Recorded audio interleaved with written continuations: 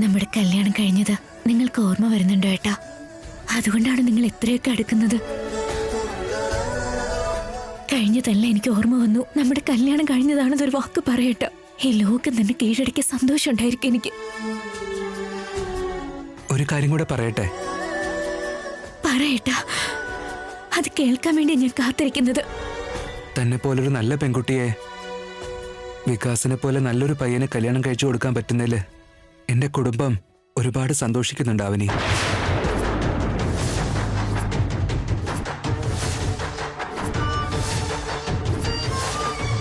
തനിക്ക് നല്ലൊരു ജീവിതം തരാൻ പറ്റുന്നതില് വളരെ വളരെ ഹാപ്പിയാ അവര്. താനും കുറച്ചു കാലം കഴിയുമ്പോ ഞങ്ങൾ എല്ലാവരെയും കുറിച്ച് എനിക്ക് നല്ലൊരു ജീവിതം തന്നു, നല്ലൊരു ഭർത്താവിനെ തന്നു എന്നൊക്കെ പറഞ്ഞു നടക്കും. അത് കേൾക്കുമ്പോ എല്ലാവർക്കും സന്തോഷാവും.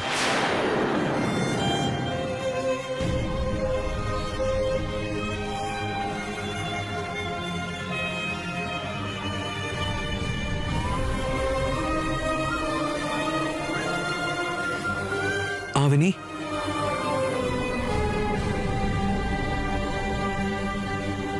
നീ എന്തിനാ കരയുന്നേ? ഒന്നുമല്ല, ഒന്നുമില്ല ഏട്ടാ. അപ്പൊ ഇതാണല്ലേ ആനന്ദ കണ്ണീര്? സന്തോഷം കൊണ്ട് വാക്കുകൾ കിട്ടാതാവുമ്പോ ആ സന്തോഷമില്ലേ ഇങ്ങനെ ആനന്ദ കണ്ണീരിന്റെ രൂപത്തിലും വരാറുണ്ട്.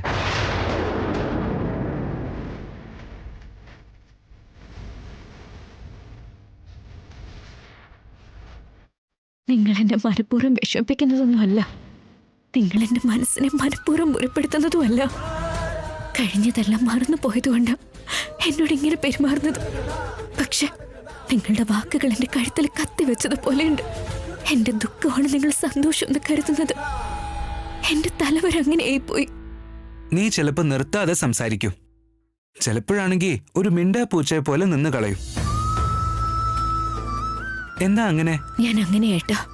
ചില കാര്യങ്ങൾ കേൾക്കുമ്പോൾ സന്തോഷം തോന്നും, ചില കാര്യങ്ങൾക്ക് വേറെ ഒരു പ്രേക്ഷകനെ പോലെ അങ്ങനെ കണ്ടു നിൽക്കും ഞാൻ. ശരി ശരി, തന്നെ കാത്ത് തന്റെ ഭാവി ഭർത്താവ് അവിടെ ഇരിക്കുന്നുണ്ട്. അങ്ങോട്ട് പോവാൻ വാ. ഇത്രയും നേരം നിങ്ങൾ ഒരുപാട് കാര്യങ്ങൾ പറഞ്ഞു. ഇനി ഞാനൊരു കാര്യം ചോദിക്കട്ടെ? ചോദിക്ക്. എന്തിനാ മുഖവുര? ഞാൻ വികാസുമായിട്ട് വികാസുമായിട്ട് ഞാൻ വികാസിന്റെ കൂടെ ഒറ്റയ്ക്ക് ഇങ്ങോട്ട് പോകുമ്പോ നിങ്ങൾക്ക് വിഷമമൊന്നും തോന്നുന്നില്ലേ?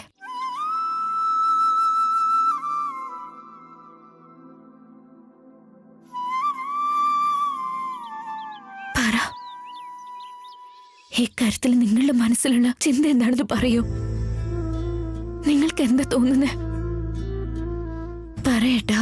നീ ഇങ്ങനെ ചോദിക്കുമ്പോ എനിക്കെന്താ തോന്നുന്നറിയോ? എന്താ തോന്നുന്നത്? എന്താന്ന് വെച്ചാ ഒന്ന് വേഗം പറയട്ടാ.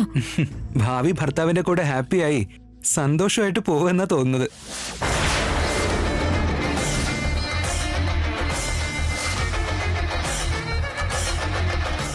ആണേട്ടാ,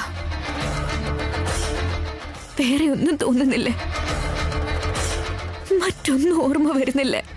ഇതല്ലാതെ വേറെന്ത് തോന്നാനാ? വേറെന്താ ഓർമ്മ വരാനല്ലേ? തനിക്ക് എന്നോട് എന്തെങ്കിലും പറയാനുണ്ടെങ്കിലേ അത് വേഗം ഒന്ന് പറ. ഒന്നുമില്ല ചേട്ടാ.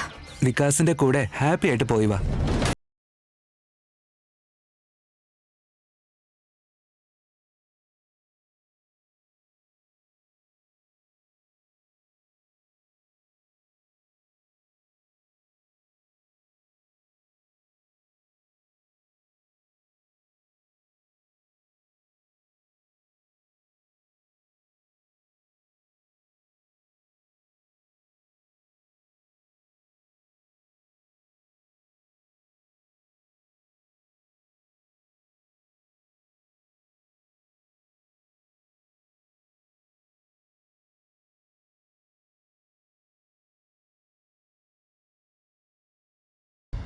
ശ്രീകർ ബ്രോ, അവളെ ഒന്ന് വേഗം കൊണ്ടുവാ.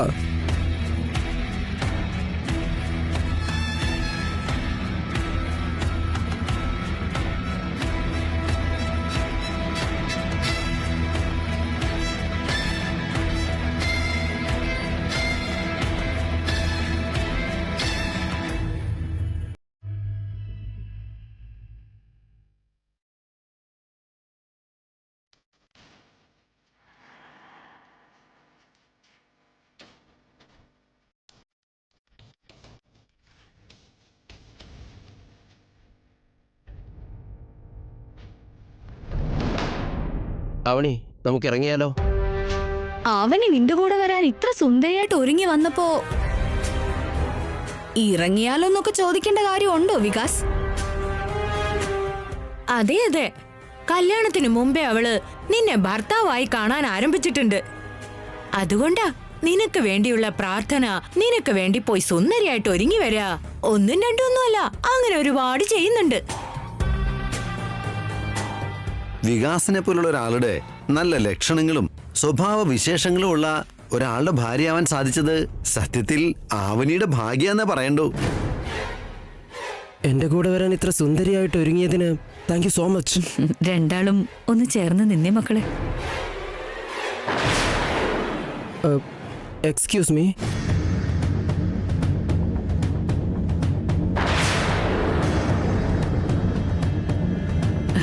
നിങ്ങളെ രണ്ടുപേരെയും ഒരുമിച്ച് കാണുമ്പോ നല്ല ചേർച്ചയുണ്ട് മക്കളെ.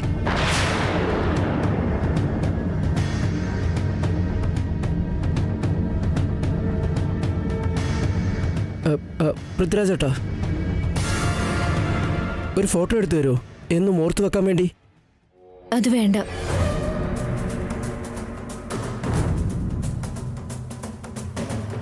വൈ?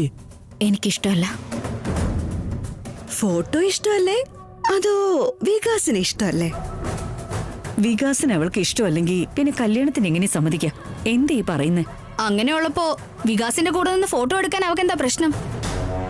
കല്യാണത്തിന് മുമ്പ് ഇതൊന്നും എനിക്ക് താല്പര്യമില്ല. ഒരു തരത്തിൽ അവന് പറയുന്നതിലും കാര്യമുണ്ട്, ബുദ്ധിമുട്ടാക്കണ്ട. ഓക്കെ അവനി. ആവനീനെയും വികാസിനെയും കാണാൻ നല്ല പൊരുത്തമുണ്ടെന്ന് പറഞ്ഞു. ശ്രീകറും നിഹാരികയും തമ്മിൽ എന്താ അത്ര പൊരുത്തമില്ലേ? അവര് തമ്മിലും പൊരുത്തമുണ്ട്, ഞങ്ങൾ തമ്മിലും പൊരുത്തമുണ്ട്.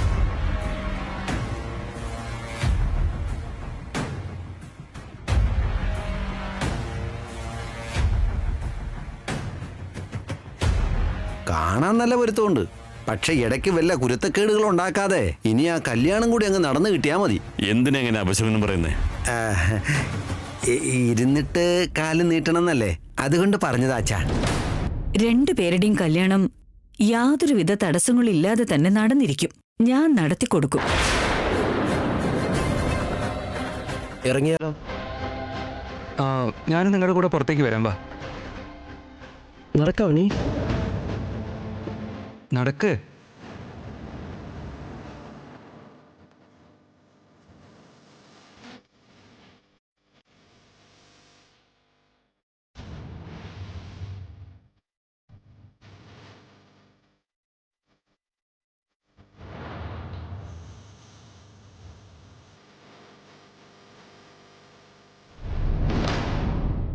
ഇരിക്കാവണി.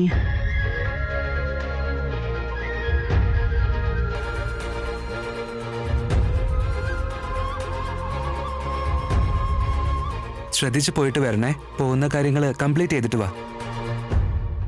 ഇവന്റെ കൂടെ എങ്ങോട്ടാ പോകുന്ന അവനി? എൻ്റെ ഭാവി ഭാര്യയായിട്ട് പേഴ്സണലായിട്ടൊന്ന് സംസാരിക്കാൻ വേണ്ടി ആൻറ്റിയോട് ഞാൻ പെർമിഷൻ ചോദിച്ചു. എല്ലാവരും ഓക്കെ പറഞ്ഞ് എൻ്റെ കൂടെ പറഞ്ഞയച്ചു. നീ ഇവളെ കൊണ്ടുപോവില്ല, ഞാൻ സമ്മതിക്കുകയില്ല. Happy journey. കയറാവണി.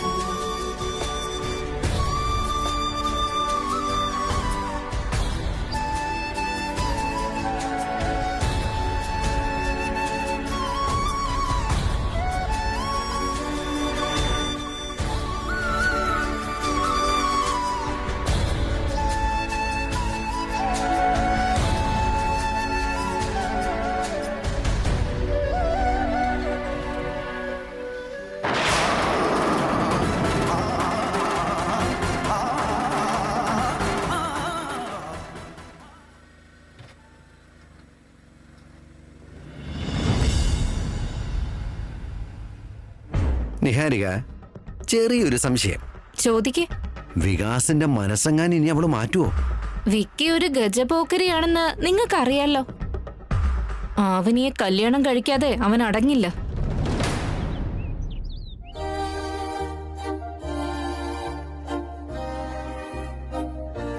ഏയ് എന്താ ഇത്? ഓരോ ദിവസം കൈയക്ഷരം മോശമായി വരാ. നല്ലപോലെ എഴുത്. അതുകൊണ്ട് ഇത് എനിക്ക് വേണ്ട, വേറെ പേന മതിയെന്ന് പറഞ്ഞത്. വെറുതെ പേനെ കുറ്റം പറയാൻ നിൽക്കണ്ട, എഴുത.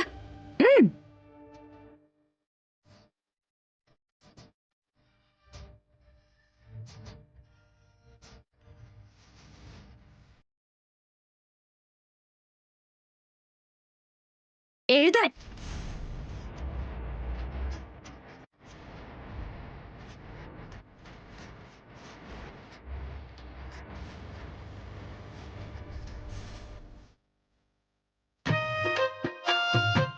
അമ്മേ, എന്താ? അച്ഛന് ഈയിടെ വെറുതെ ഇരിക്കുമ്പോഴൊക്കെ പ്രേതങ്ങളോട് സംസാരിക്കുന്നുണ്ടല്ലോ. നിന്റെ അച്ഛന്റെ കുടിക്കല് കൂടിയാലും കുടിക്കാനൊന്നും കിട്ടിയില്ലെങ്കിലും ഇങ്ങനെ തന്നെയാ. അതൊന്നും മോള് നോക്കണ്ട. നീ വേഗം എഴുതാൻ നോക്ക്. എഴുത്.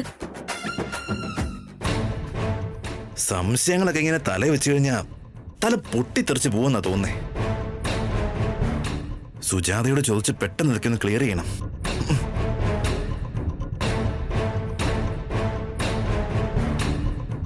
സുജി, തലയിലുള്ള പുഴുക്കള് ആവശ്യമില്ലാത്ത സംശയങ്ങളിൽ കിടന്ന് വളരൂന്ന.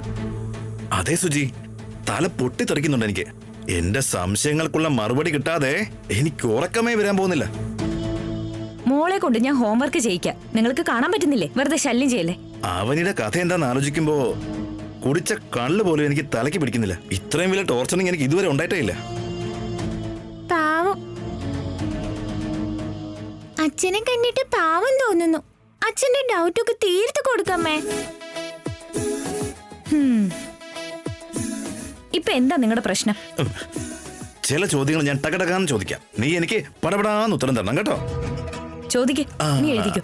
അവനുടെ കല്യാണം കഴിഞ്ഞോ? കഴിഞ്ഞല്ലോ. അവളുടെ കഴുത്തില് താലിയുണ്ടോ? കല്യാണം കഴിഞ്ഞവരുടെ കഴുത്തില് താലിയല്ലാതെ എന്താ ഉണ്ടാവുക? ആ താലി ആരാ കെട്ടിയേ? ആവനിയുടെ ഭർത്താവാ കെട്ടിയത്. അത് തന്നെ. ഭർത്താവ് ആരാ? നിനക്ക് ആരാണെന്നാ തോന്നുന്നേ? ഞാൻ നിന്നോടാ ചോദിക്കേണ്ടത്. നീ എന്നെ തിരിച്ച് ചോദ്യം ചെയ്യാൻ പാടില്ല. ആരാ കെട്ടിയതെന്ന് പറ. ശ്രീകർ. അവൾ ഇനി മുതൽ ആരുടെ കൂടെ ആയിരിക്കും ജീവിക്കാൻ പോകുന്നേ? അതെന്ത് ദുഷിച്ച ചോദ്യ. എന്റെ ചോദ്യങ്ങൾ അങ്ങനെയൊക്കെ തന്നെ ആയിരിക്കും. നീ അതിനുള്ള ഉത്തരം മാത്രം പറഞ്ഞാൽ മതി. ശ്രീകറിന്റെ കൂടെ ആയിരിക്കും, അതിലൊരു സംശയവും ഇല്ല. എന്നിട്ട് ആ വികാസ് വന്നിട്ട് അവൻ കല്യാണം കഴിക്കുന്നൊക്കെ പറയുന്നു. അവൻ വെറുതെ നോക്കിയിരിക്കുള്ളൂ. അവന്റെ വിധി അങ്ങനെയാ. എന്നിട്ട് ശ്രീകർ ആണെങ്കിൽ അവന്റെ ഭാര്യയല്ല എന്നുള്ള മട്ടിലാണല്ലോ സംസാരം.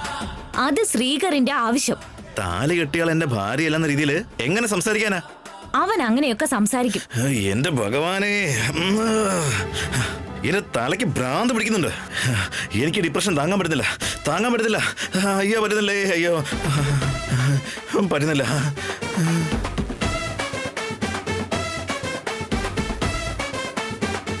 അമ്മേ, അച്ഛൻ ഇനി എപ്പോഴും എഴുന്നേക്ക? വീണ്ടും അവന് കള്ളു കുടിക്കണമെന്ന് തോന്നുമ്പോ അയാളുടെ കിടത്ത നീ നോക്കണ്ട. പോയി ഹോംവർക്ക് ചെയ്യ്. ഞാൻ നിനക്ക് പാലെടുത്തോണ്ട് വരാം. ചെല്ല്.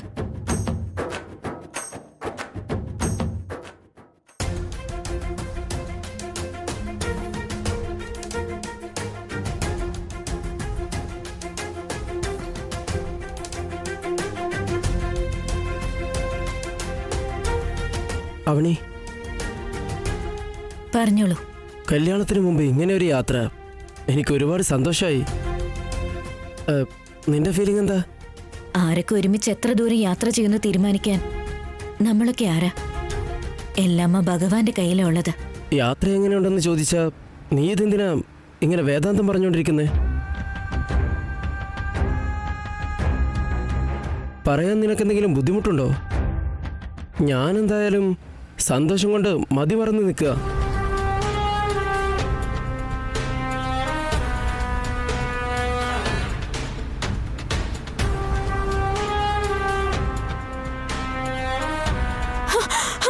മുന്നോട്ട് നോക്ക്.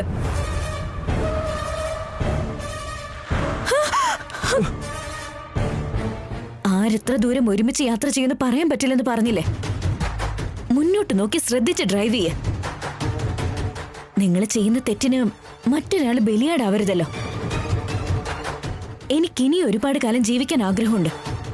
എന്റെ ഭർത്താവിന്റെ കൂടെ ഇനി 100 വർഷം ഒരുമിച്ച് ജീവിക്കണമെന്നുണ്ട്. ഷുവറാണി, അതിലൊരു സംശയവും വേണ്ട. നമ്മൾ ഒരുമിച്ച് 100 വർഷം യാത്ര തുടരും. വണ്ടി എടുക്കുന്നില്ലേ? ഈ സംഭവിച്ചതിന് I am really sorry. It's okay. Seat belt ഇടുന്നതായിരിക്കും നല്ലത്. അത് ഞാൻ ഇട്ടോളാം. ഓക്കെ.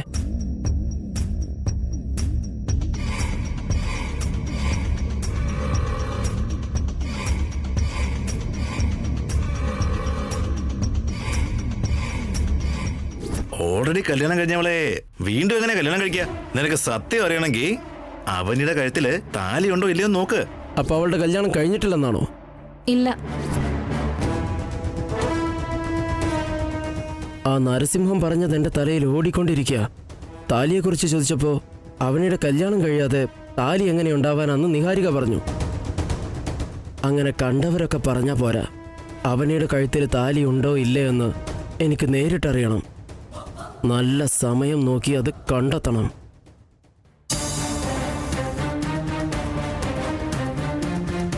നരസിംഹം അങ്ങനെ പറഞ്ഞിട്ടുണ്ടെങ്കിൽ എന്തെങ്കിലും ഒരു റീസൺ എന്തായാലും കാണും. ഒരു കുടിയന്റെ വാക്കുകൾ എങ്ങനെ വിശ്വസിക്കുമെന്ന് നിഹാരിക ചോദിച്ചിരുന്നു. ഒരു കുടിയന് ചിലപ്പോൾ സത്യസന്ധത കാണില്ലായിരിക്കും, പക്ഷേ സത്യം ഉണ്ടാകും. നരസിംഹം പറഞ്ഞതാണോ നിഹാരിക പറഞ്ഞതാണോ സത്യമെന്ന് ഇന്ന് എനിക്കറിയണം. എന്താ അങ്ങനെ നോക്കുന്നേ? അയ്യേ, ഒന്നുമില്ല.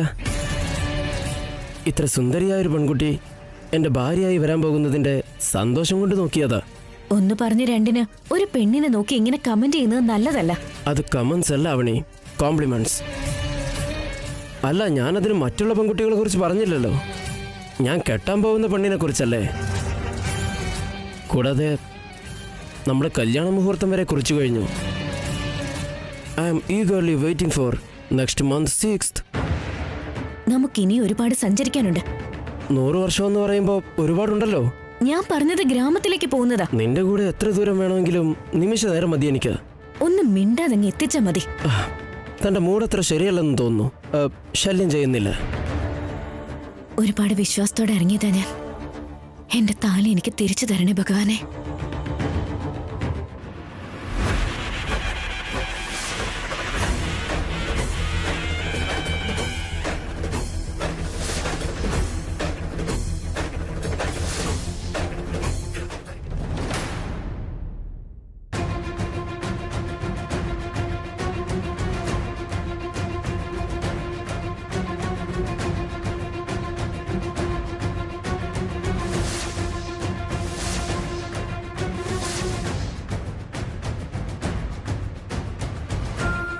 ആവനിയുടെ റൂമിലേക്ക് നോക്കുന്നത് എന്തിനാവും?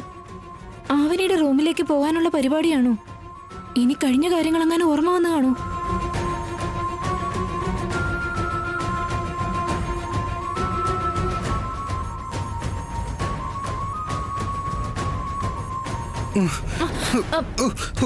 അയ്യോ,